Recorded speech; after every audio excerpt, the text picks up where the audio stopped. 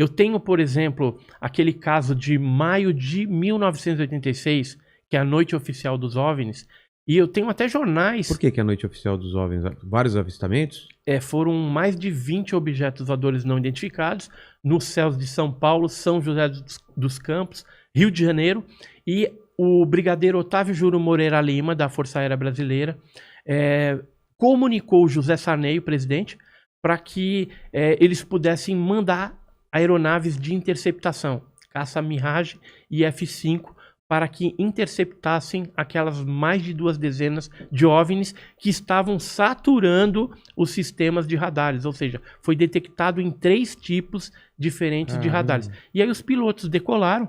Eu tenho uma revista aqui que eu vou te dar, é a revista OVNI Pesquisa, então ele fala da Noite Oficial dos OVNIs, né? Então traz detalhes, esses pilotos, né? Como que foi a perseguição, e inclusive tem um fato aí bem relevante, que fala a respeito de um avistamento coletivo na Escola de Especialista de Aeronáutica em Guaratinguetá, onde mais de 2.000 pessoas, ou seja, militares da escola, sargentos, né, oficiais, viram um fenômeno naquela noite de 19 de maio de 86 e houve um blackout na instalação militar. O próprio capitão me deu essa entrevista falando a respeito daquela noite.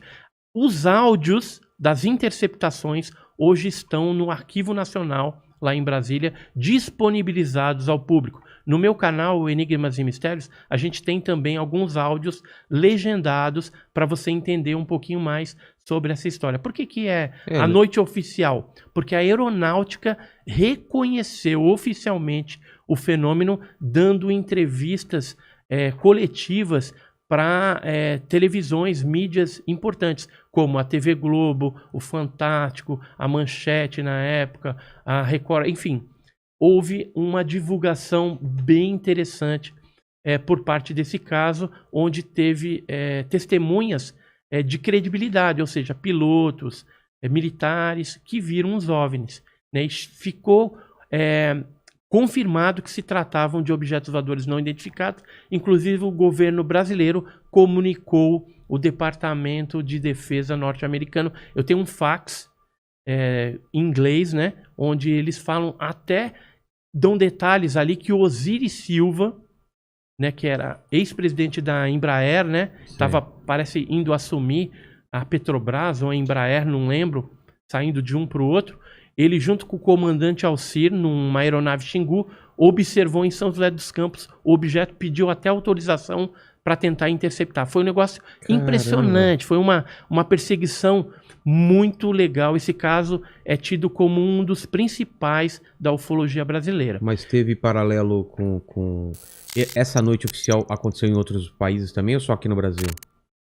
Ou teve relato também nessa mesma noite em outros lugares? Teve, que eu fiquei sabendo, no Uruguai, em maio de 86, sendo que o governo uruguaio, através do CRIDOVNI, que é um órgão que pesquisa OVNI para o governo, e inclusive tem alguns pesquisadores civis que participam desse grupo, eles pediram oficialmente para o governo brasileiro detalhes sobre essas perseguições e o que foi visto, filmado, fotografado na época. Por quê? Porque alguns desses objetos, eles ultrapassaram a fronteira indo para o Uruguai.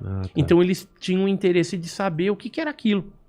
O que aconteceu no Brasil, por que vieram aqueles objetos, até para entender aquele fenômeno também que ultrapassou fronteiras.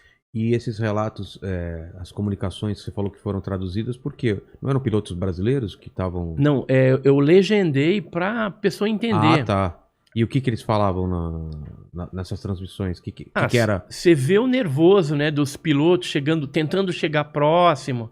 Tem um que coloca em Judite. Judite é um termo que você trava o objeto e se você atirar, você acerta.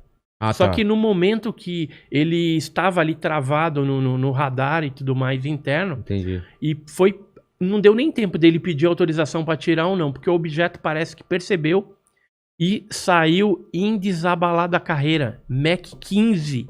Caramba. Ele atingiu. Cada Mach é uma velocidade do som. Deixou o Mirage e os F5 Pra no trás. chinelo, cara.